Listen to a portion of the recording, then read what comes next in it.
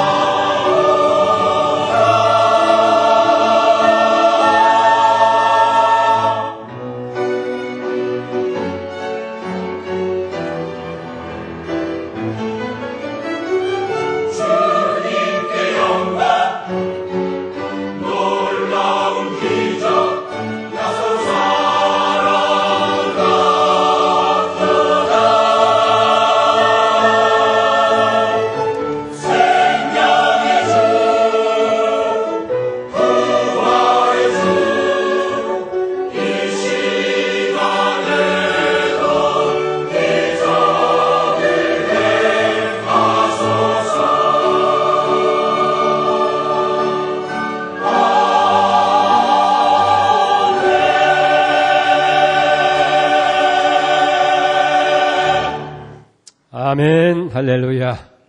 기다린 이와 같은 기적이 날마다 이런 삶 속에 일어나기를 주의 이름으로 축복을 합니다. 날씨가 갑자기 차가워져서 여러분들이 많이 당황했을 거예요. 이 교회 오니까 이렇게 또 따뜻하게 난로가 펴져서 우리가 행복한 시간을 가진 것 같습니다. 건강에 늘 유의하시기를 바랍니다. 오늘은 종교개혁주일로 지키게 됩니다. 독일의 한 수도사였던 루터라고 하는 분이 로마 천주교회의 개선할 점을 이제 지적하는 데부터 종교개혁이 일어난 걸 보게 됩니다. 지금부터 499년 전인 1517년 10월 30일 독일 위튼베르크 대학 정문에 천주교가 개선해야 할 점을 95개의 조목으로 이제 기록해서 붙이게 됩니다. 당시 로마 천주교에서는 이 사실을 묵살하고 맙니다. 그러나 개혁의 물결은 요원의 불길처럼 일어나서 드디어 개혁이 시작이 된 거예요. 오늘 종교개혁주의를 맞이하면서 루터의 이 종교개혁의 정신을, 그 신앙을 우리가 본받고 우리 삶도 개혁신앙으로 새롭게 다짐해야 될 줄 믿습니다. 우리 마틴 루터라고 하는 사람은 농부의 아들로 태어납니다.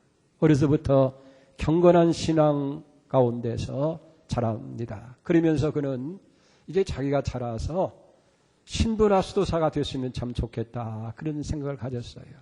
그러나 그의 부모는 다르게 생각했습니다. 그 당시 사회적으로 출세하는 길은 법률가가 된다든지 아니면 정치인들이 되는 거예요. 그래서 그의 생각과는 다르게 법과 대학에 가서 법을 전공하도록 그렇게 합니다. 부모의 뜻을 따라서 이제 법과 대학에 가서 공부를 하는 동안에 큰 사건을 2개를 만나게 되어집니다. 그 중에 하나는 어느 학기 시험 도중에 가장 친한 친구가 급성맹잠으로 죽음을 맞이하는 거예요. 루터는 지금까지 죽음이라고 하는 것은 멀리 있는 것이고 남의 일이라고 그렇게 생각을 했는데 결코 죽음이 멀리 있는 것이 아니고 가까이 있다. 이 친구의 죽음을 통해서 죽음이 내 가까이 있다는 것을 생각합니다. 그러면서 그 친구의 죽음을 보면서 그는 그런 생각을 갖게 됩니다. 내 친구를 데려가신 하나님이 언젠가는 나도 데려가실 텐데, 나도 죽음을 맞이할 텐데 내가 죽은 이후에는 어떻게 될까? 분명히 하나님의 심판이 있을 것이고 그 다음에는 천당과 지옥이 결정될 텐데 나는 천당을 갈 것인지 지옥에 갈 것인지. 그런데 그 마음속에 느껴지는 것은 천당보다는 지옥에 갈 확률이 더 많다라고 하는 그런 생각을 갖게 됩니다. 그래서 그는 이제 죽음을 응시하면서 이제 삶을 살아가는 거예요. 그러다가 또 한 번의 사건을 경험하게 되어지는데 한 여름날입니다. 친구와 함께 이제 길을 가게 되어지는데 갑자기 소나기가 오고 천둥 번개가 치면서 벼락이 옆에 있던 큰 고목나무에 떨어지니까 그 고목나무가 쓰러지면서 곁에 있던 친구가 그 나무에 깔려서 죽고 만 거예요. 너무나 놀라가지고 루터가 그 자리에서 무릎을 꿇고 오 하나님 살려주세요. 하나님 살려주시면 내 몸을 온전히 주님께 바쳐서 평생 주님을 위해서 살겠습니다. 서원하는 기도를 드립니다. 그리고 이제 서원하는 기도 따라서 그는 수도사가 되어지고 많은 훈련을 끝난 후에 이제 사제 신도가 되어지는 겁니다. 모든 사람들이 존경하고 그리고 신임하는 그런 성직자가 됩니다. 그리고 로마 천주교회에서 지시하는 대로 열심히 신앙생활하고 경건생활에 힘쓰는 거예요. 근데 문제는 그렇게 경건하고 신앙생활에 힘쓰는데도 불구하고 뭔지 모르게 신앙에 대한 의구심이 생기는 거예요. 자기가 직접 성경을 연구하면서 보니까 당시 로마 천주교회에서 가르치는 그런 교회 생활이나 신앙 생활이 성경하고는 너무 멀리 떨어져 있다고 하는 생각을 갖게 되면서 신앙이라고 하는 것은 하나님의 말씀대로 사는 것이 아니겠느냐. 그래서 성경으로 돌아가고자 하는 생각을 갖게 됩니다. 성경을 읽으면서 성경의 모든 것을 비춰보면서 하나하나 로마 천주교의 잘못된 것을 지적하고 기록하다 보니까 95개의 조항이 나오게 되어지는 거예요. 그렇기 때문에 이 종교개혁이라고 하는 것은 뭐냐면 하나님께로 돌아가는 운동. 다시 말해서 성경으로 돌아가자. 이렇게 몇 가지 요약을 해보면 그 핵심이 세 가지를 크게 나눌 수 있어요. 첫째는 성경으로 돌아가자 하는 것이 개혁운동의 시작인 거예요. 우리가 디모데후서 3장 16절 17절 말씀 보면 모든 성경은 하나님의 감동으로 된 것으로 교훈과 책망과 바르게 함과 의로 교육하게 유익하니 이는 하나님의 사람을 온전케 하며 모든 선한 일을 행할 능력을 갖추게 하려 함이라. 우리의 신앙생활뿐만 아니라 모든 삶의 기준과 중심이 바로 성경이라는 얘기예요. 성경만이 우리의 신앙 그리고 우리의 삶의 행위를 다 주장하는 유일한 법칙이 바로 성경이라는 얘기예요. 그렇기 때문에 종교개혁이라고 하는 것은 성경으로 돌아가자는 운동입니다. 그러나 당시 로마 천주교회는 이 하나님의 말씀에서 멀어져도 한참 멀어진 거예요. 왜 그러냐고 하면 먼저 성경에 대한 권위를 무시하는 거예요.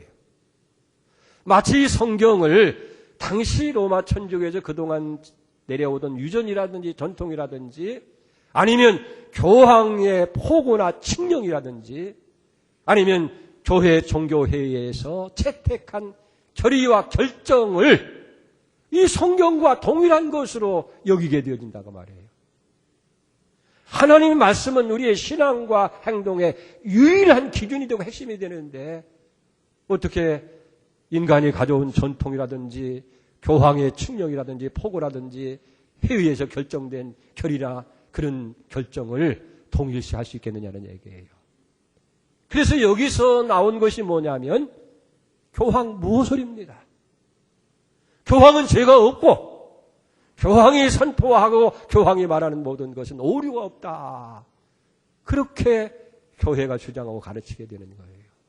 그러나 여러분 성경은 뭐라고 말씀하고 있어요? 로마 3장 23절에 보면 모든 사람이 다 죄를 범하였음에 하나님의 영광을 이루지 못했다. 또 로마서 3장 10절 11절 말씀이면 의인이 없나니 한 사람도 없고 깨닫는 자도 없고 하나님 찾는 자도 없고 다 치우쳐서 잘못될 뿐이라고 얘기를 합니다.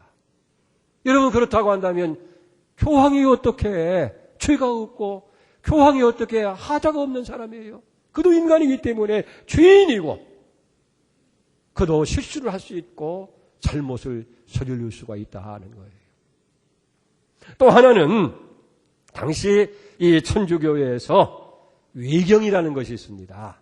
성경과 같은 권위로 인정하는 거예요. 우리는 이 성경을 구약 39권과 신약 27권, 66권을 이걸 정경이라고 합니다. 이것만이 우리 성경이라고 하는데 천주교에서는 이거 외에 또 외경이라는 것이 있어요. 그 도마가 쓴 도마복음이라든지 마카비서라든지 또 지혜서라든지 집회서라든지 바룩서라든지 이런 그 성경 외의 것을 좀 떨어지는 건데 그걸 성경과 동일한 권위에 여기 두게 되어집니다. 그러니까 성경의 권위를 내춘 거예요. 인간의 유전이나 전통이나 교황의 포고나 칙령이나 교회 회의에서 결정 채택한 결의나 의견이나 위경을 성경과 동등한 것으로 여기 그렇게 여기게 된다고 말해요. 그리고 또 하나 문제는 평신도들은 성경을 가까이 하지 못하겠습니다. 성경 읽으면 안 된다는 거예요. 또 몰래 읽고자 해도 전부 다 성경이 어려운 라틴어로 되어 있기 때문에 전문적으로 공부하지 아니하면 이 성경을 읽을 수가 없고 평신도들은 교황청에서 발행한 그런 신앙 요리 문답서를 읽는 것이 여기 전부가 되어지는 거예요. 그렇기 때문에 루터는 이거 잘못됐다. 성경은 하나님께서 우리와 하여금 그 말씀을 우리가 읽고 배움으로 인해서 하나님의 감동으로 대해서 우리의 책망과 바르게 함과 의로 교육하고 유익하고 온전한 사람을 만들어서 선한 일을 행할 능력을 갖추기 위해서 성령을 준 것인데 이걸 성경을 몰라서는 되는가? 그리고 잘못된 가르침을 따르면 되는가? 그래서 당시 잘못된 성경관을 반대하면서 신앙과 행위의 유일한 법칙은 오직 성령이기 때문에 성경으로 돌아가자. 이게 종교개혁의 첫 번째 의미입니다. 자, 그러면 성경으로 돌아간다는 의미는 뭐냐 하는 거예요. 이 66권 하나님의 말씀으로 믿는 거예요. 이 성경에 보면은 사람의 말도 있고 사탄의 말도 있고 하나님의 말씀도 있고 예수님의 말씀도 있고 심지어는 짐승의 말씀도 있어요. 그러나 설사 사람의 말이라 할지라도 다 하나님의 뜻과 계획을 설명하는 말이기 때문에 이 전체를 하나님 말씀으로 우리가 믿어야 된다는 거예요. 두 번째, 왜 성경으로 돌아간다는 말은 뭐냐? 이것을 기록한 것은 사람이 기록한 거예요. 그러나 사람의 어떤 자기의 생각이나 사상이나 경험을 기록한 것이 아니라 성령의 감동을 통해서 쓰여진 책이라는 것을 믿는 거예요. 그렇기 때문에 이건 사람의 생각을 기록한 것이 아니고 성령께서 감동을 주어서 쓴 것이기 때문에 하나님 말씀이다. 그리고 이 성경만이 우리의 행위와 신앙 정황무한 하자가 없는 법칙이라는 거예요. 모든 사물의 이치, 인간의 모든 삶의 판단 기준이 성경이 되어야 된다는 얘기예요. 이게 성경으로 돌아가자는 얘기입니다. 그래서 라틴 말로 성경을 가리켜서 캐논이라 그럽니다. 캐논이란 말은 자막대기라는 거예요. 자막대기. 자막대기는 고든간이에요. 이게 길은지 짧은지를 차를 갖다 대봐야 이거 한 1mm가 부족하거나 한 10cm가 부족한 거 알잖아요. 눈대중으로 잘 몰라요. 이게 구부러졌는지 바른지를 자막대기를 갖다 대봐야 이거 조금 비틀어졌구나 하는 걸 알 수 있잖아요.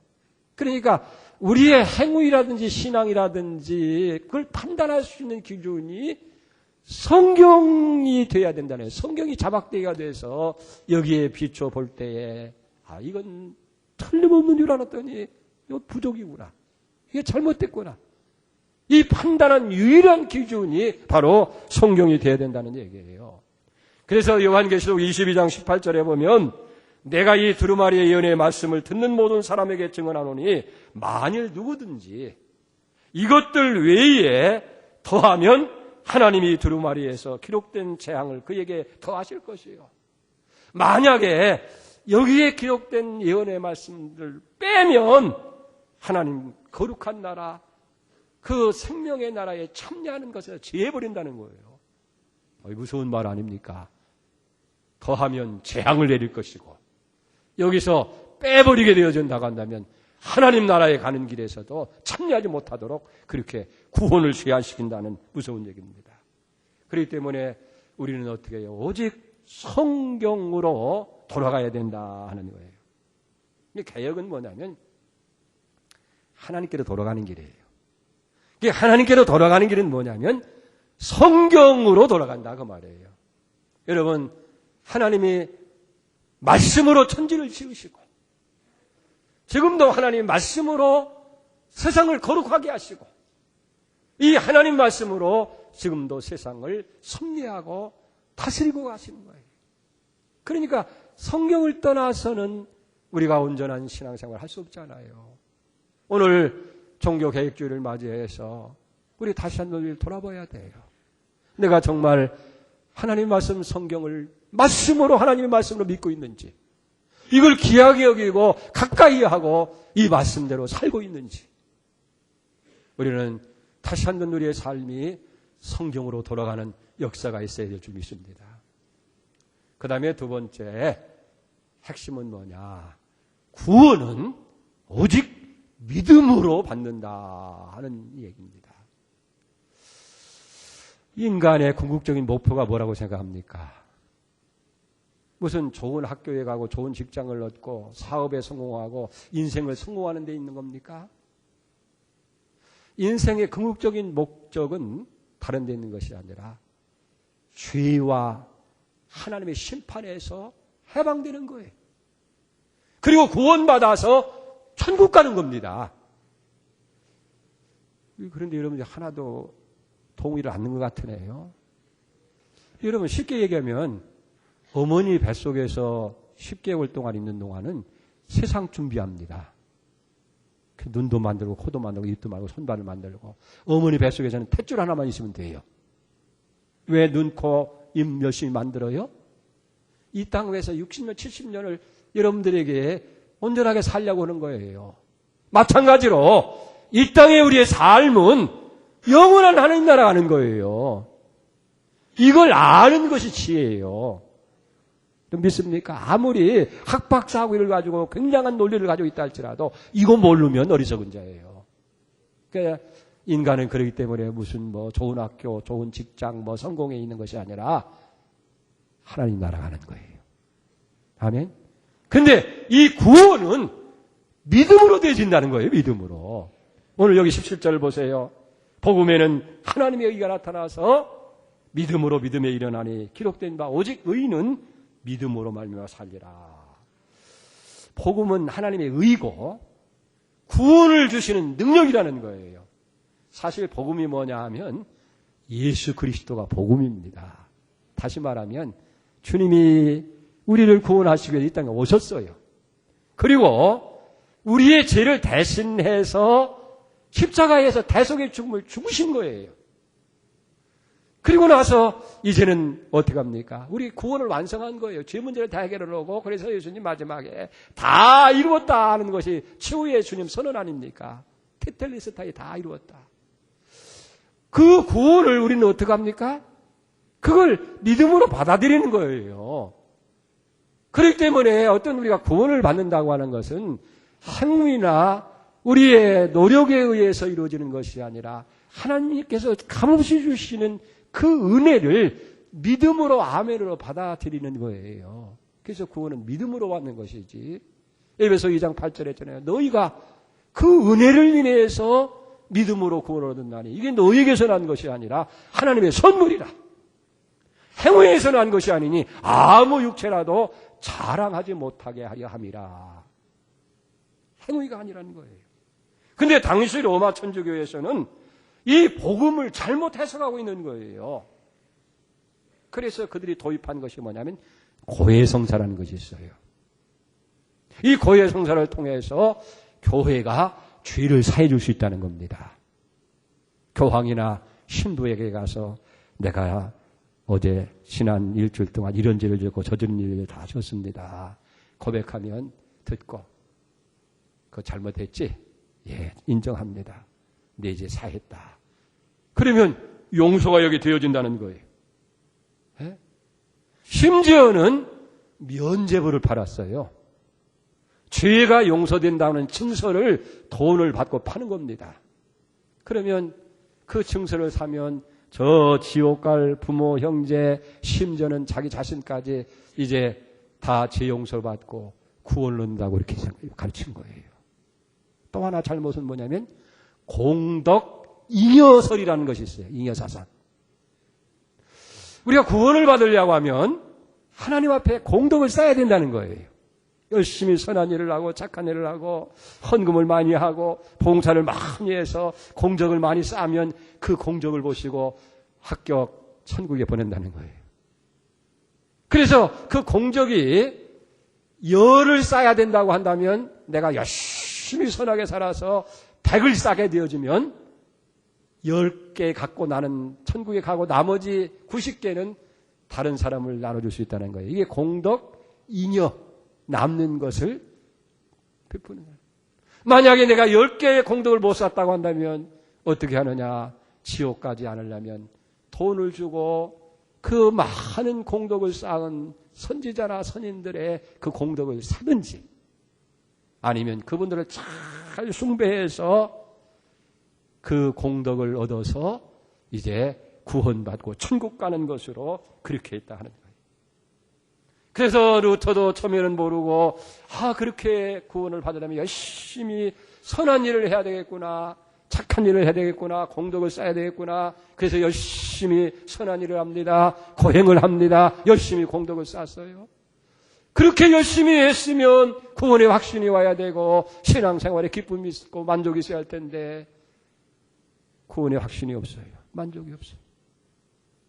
그래서 아직도 내가 공덕이 부족한가 보다 더 열심으로 고향을 해야 되겠다. 그래서 로마에 있는 베드로 성당의 그 계단, 높은 계단까지 날마다 무릎으로 고개를 끼우면서 주여 구원의 확신을 주시옵소서. 내 죄를 용서하여 주시옵소서. 부르짖고 또 부르짖었지만은 언제나 구원과 먼 거예요. 그는 고민합니다. 나는 부족한 사람인가? 나는 구원에서 제외된 사람인가? 고민하고 어느 날 서재에서 하나님의 말씀을 읽고 로마서를 읽는 가운데에 로마서 1장 17절 말씀이 확 눈에 들어오는 거예요. 복음에는 하나님의 의가 나타났어. 믿음에 이르게 하나니 오직 의인은 믿음으로 말미암아 살리라. 아멘. 할렐루야. 깨달은 거예요. 그렇구나. 구원이 어떤 공덕이나 어떤 선행에 의해서 무슨 공덕 인여상학상에서 이루어지는 것이 아니라 믿음에 이르게 되어지고 믿음으로 구원을 받는다는 사실을 확실히 깨닫게 되어진 줄 믿습니다.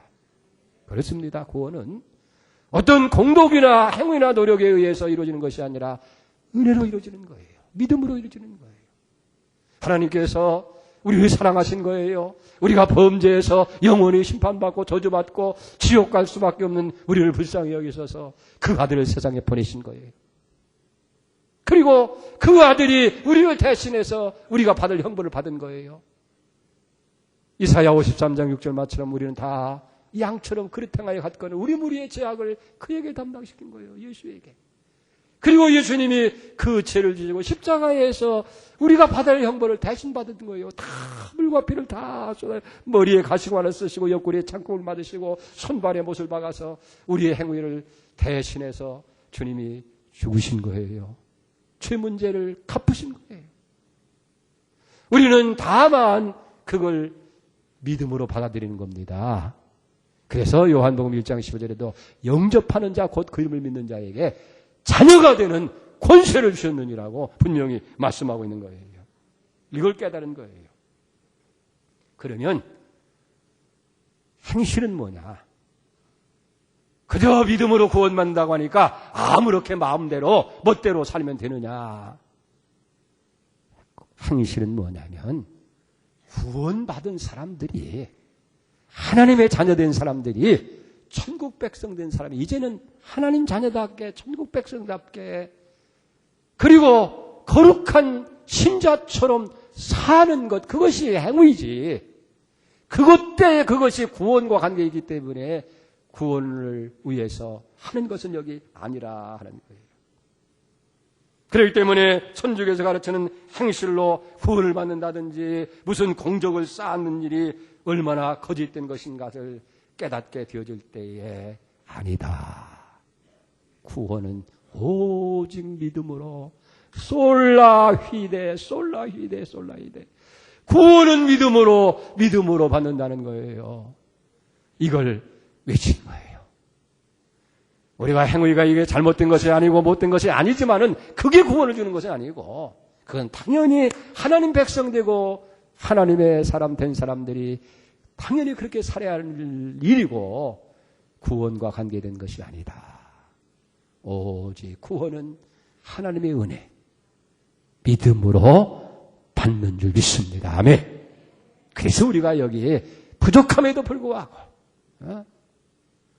우리는 다 범죄한 사람입니다. 하나님의 영광에 이를 수 없는 사람이지만은 그리스도 예수 안에 있는 그 구속의 은혜로 말미암아서 값없이 의로운 사람으로 인정받고 우리가 다 구원받은 거예요. 이걸 믿으라는 거예요. 그 다음에 세 번째 종교의 핵심은 뭐냐면 오직 하나님께만 영광을 돌리자 하는 거예요. 하나님의 영광 우리에 사는 것이 우리 인생의 목적이 되어야 된다 하는 얘기입니다. 로마서 11장 36절에 보면 만물이 주에게서 나오고 주로 말미암고 주에게로 돌아감이라 영광이 그에게 세세토록 있을지어다. 우리의 삶이 어디에 초점을 맞춰야 되냐면 하나님의 영광에 되어야 된다는 거예요. 왜 그런 줄 압니까? 이사야 43장 21절에 보면 이 백성은 내가 나를 위해서 지었나니 이는 하나님을 찬송케 하리 함이라고 그랬어요. 그래서 결론은 뭐냐면 고린도서 10장 31절에 너희가 먹든지 마시든지 무엇을 하든지 다 하나님의 영광을 위해서 해라. 우리가 왜 창조됐어요? 하나님의 영광이에요. 아멘. 그렇기 때문에 이 땅 위에서 우리가 존재하는 것은 하나님의 영광을 찬송케 하는 삶을 살게 하기 위해서 우리가 여기 만들어졌다 하는 얘기예요. 근데 오늘 어떠세요? 사람이 주인이 되는 세상이 됐어요. 사람의 영광, 사람의 명예, 사람의 무슨 그런 것들을 다 높이려고 하는. 그러니까 세상에 혼돈이 오죠. 세상에 악이 있게 되어지고 여기에 하나님의 저주와 하나님의 심판이 있을 수밖에 없지 않느냐는 얘기예요. 가만히 생각해 보세요. 내 삶의 초점을 어디에 맞춰요? 내 자신입니까? 아니면 하나님입니까? 우리가 무엇을 선택할 때도요. 이게 하나님이 기뻐하시는 일이냐? 거기에 초점을 맞춰야 돼요. 그게 바로 하나님께 영광 돌리는 삶이고 신앙인의 삶이라는 거예요. 근데 보세요. 사람들 왜 샀냐 물으면 여러 가지 구구한 답변이 많이 나오지요. 근데 결론은 종합해 보면 행복하게 잘 사는 것이 삶의 목적이래요. 예? 그래서 누구나 다 물어보면 왜 삽니까? 뭘 삽니까? 행복하게 산다는 거예요. 행복을 위해서 행복. 여러분도 그렇죠? 예? 뭐 물어보면 뭐 결혼한 사람이나 젊은이나 나이 든 사람이나 행복하게 살고 싶습니다. 행복이 최고지요, 행복. 근데 그 행복이 그래서 사람들이 나 좋으면 좋다는 거예요. 그러니까 결국은 뭐냐면 내 만족이에요. 나가 중심이 되는 거예요. 내가. 그러나 성경은 뭐라고 말씀합니까? 하나님의 영광을 위해서 살라는 거예요. 내 창조된 목적이 하나님의 영광을 위해 산다 그 말이에요. 무엇이든지요. 목적대로 되어지면 행복해요. 자, 이건 뭐예요? 환하게 십자가를 밝히기 위한 목적으로 만들어진 것이고 수건은 닦고 쓸도 할 수 있도록 수건은 만들어진 거예요. 이게 수건 만드는 목적이에요. 이 마이크는 여러분들에게 다 전하는 게 목적이에요. 그런데 이 마이크가 나를 위해서 금으로 만들어 달라, 또 뭐를 만들어 달라, 그렇게 해서 이 목적을 이루는 겁니까? 절대 아니에요. 똑같은 얘기예요. 나 행복하면 그게 다 되는 것처럼 생각하는데 아니에요. 인간은 자기 행복을 위해서 만들어진 것이 아니라는 거예요. 여러분들의 삶의 목적이 뭐예요? 하나님의 영광을 위해서 만들어졌다. 아멘이에요. 이 아멘이어야 됩니다. 여기서 진짜 아멘 소리가 나와야 그게 바른 신앙인이고. 그리고 여러분들이 정말 하나님의 영광을 위해 살면 여러분들이 행복해진다니까요. 에? 내 행복을 찾으려고 나가 좋으면 좋다고 하다 보니까 문제가 생기는 거예요.